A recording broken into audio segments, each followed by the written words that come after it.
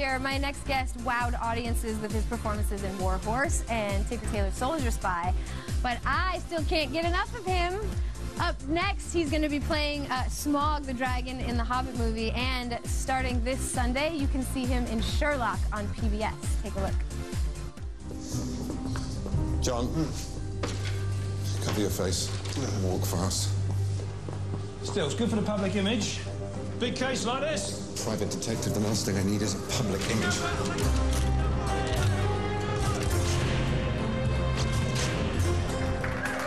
Please welcome Benedict Cumberbatch. This show is so good. There are not enough of them. Well, we give you quality. We give you quality and not too much quantity. I want more. That's the way we like you being. Okay. Always keep them wanting more. Exactly. You're a tease. I am a tease. So this whole, for people that don't know at home, that haven't caught on to the phenomenon yet, it's sort of a modern take on the old Sherlock. It is, and for those who haven't caught on to it, you've still got time to get the DVD or Netflix from previous season.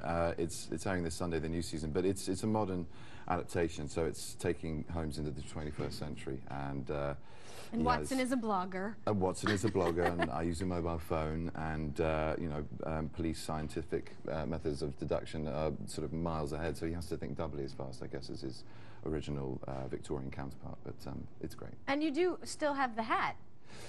In that one little clip you showed, yes, but very much not. He's, I wouldn't say vain, but he has a lot of very curly, flouncy hair. Look at how fabulous the hat is! And yet you bitch about it every time! I know, but I can never, no, it's so sad. I'd love to carry a deerstalker off in real life. I think gents and hats are a good thing, but it's never going to happen because I'm playing Sherlock Holmes, so I can't walk around in a deerstalker. And there it is. I'd have rotten fruit thrown at me or something.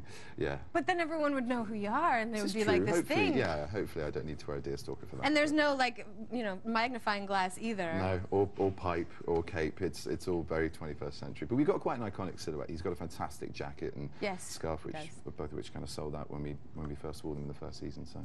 Now you let us hang quite a bit since the last season. Yeah, I know. It's been a long way. That cliffhanger was ridiculous. I know. And completely unfair. I know. We had no idea if you were even going to survive, if anything was. What was going to happen? This might be a false pretense. It might all be flashback stories. I might actually end at that swimming pool scene. You might just get to see someone younger than me playing myself earlier in his life.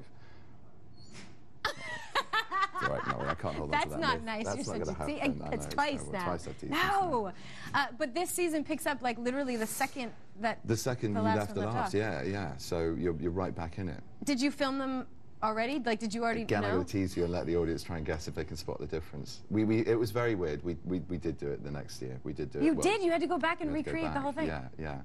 So it's quite seamless. It'd be interesting to see if people spot the differences. Did you have to go back and watch that last episode to sort of get back into that feel? A little bit, yeah, definitely, because we had to set up the shot the same, and we'd all changed a bit. And I think Martin's. I'm not going to say anything actually, because it would be interesting to see what the viewers pick up on. Because you guys are smart viewers with this program. You really go for the detail, and we love that about you guys. So. Well, and they're dedicated too. Your Cumberbitches are dedicated. And I say that because if you go on Twitter, you will find the Cumberbitches, and they are. Yeah, you're not just being rude. Obsessed, that is exactly what they call themselves. That is the collective noun for my female fan base, but it's very flattering. Well, you're going to have a broader audience, I feel like, now that you're going to be in Star Trek. Yeah. Which I am so super excited about. Yes, you need to yell and scream about that. Thank you very much. And you did a cool thing. Like, you couldn't get to the audition, so you did it on your iPhone? Yeah, Adam Ackland, my best friend, and his wife at home helped me audition at about 11 o'clock at night our time, and the only spotlight we could find was in their kitchen. She was balancing 2 chairs and the iPhone to get the right shot for this one light. He was reading lines off camera, and that's how I did it. You were downlit, which meant you looked way eviler than you. I knew how to work that bit of spotlighting, but yeah. And tell me the truth, you just looked into the camera and all you had to do was say one word, right? Gone! No, I didn't say that word. I didn't say any words on that level, but I did. I had to act my pants off, and I sort of did from the waist up. So you were naked while you were doing that? No. I didn't warm myself out that much. That's the 4th tease I got today. You're naughty. Yeah. Now, you aren't only doing some solid detective work. We found some interesting Cumberbatch stuff on the internet that we wanted to. Yeah. So we did our own investigating, and we wanted to play a little game with you called "What Up, Holmes?" Okay. Okay. So here are some Twitter photos that we found online. This one was a picture of a very shadowy internet group of people. Wow. And you happen to be in it. That's amazing. Yes, this one is... Me on a pumpkin. That's, yes. Someone carved your head into a pumpkin. That's rather brilliant. This one was a cookie. Oh, that's very sweet. And I believe that one was supplied by one of the Cumberbatches. Oh, that's lovely. Isn't that really nice? That's really nice. Yeah, I thought that was really cool. I'm still slightly disturbed by the Beyonce silhouette. And then really there's this whole other thing that I found fascinating was this otter comparison. Oh, the Otter's great. He's a very good actor, apparently. He is. He's next up for Sherlock, I think. No, yeah, it's quite peculiar. But what I found really weird about that series of photographs is the first one is of me doing a very Sherlock thing, doing that. The Otter has got it right. The Otter has his hands steepled under his chin. I, on the other hand, have my hands here. It's not that photograph, but it's another one. And it's very strange. I thought, of all the time they spent finding otters looking like me, they've yet to find one where I'm doing that the same as the otter. Oh, well, the otter just had it right. You know, I've been known to look at animals in the past from my stuff. Well, Smaug, because I play him in real life, as in the motion capture. So I went to the zoo to look at reptiles, and that was great. And obviously, I must have been studying otters before I did Sherlock, because there's a huge similarity.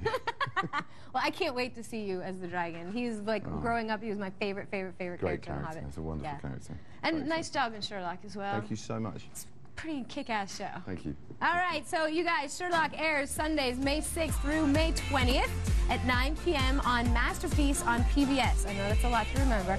But we've also got 10 signed copies of Season 1 on Blu-ray to give away right now if you missed it. So for a chance to win, follow us at VH1 on Twitter. Tweet the buzzword HOLMES, HOLMES, and add the hashtag VH1Buzz. As always, official rules apply. All right, up next, Sandra Bernhardt tells us about torturing the GCBs. I'm sure you don't want to miss that.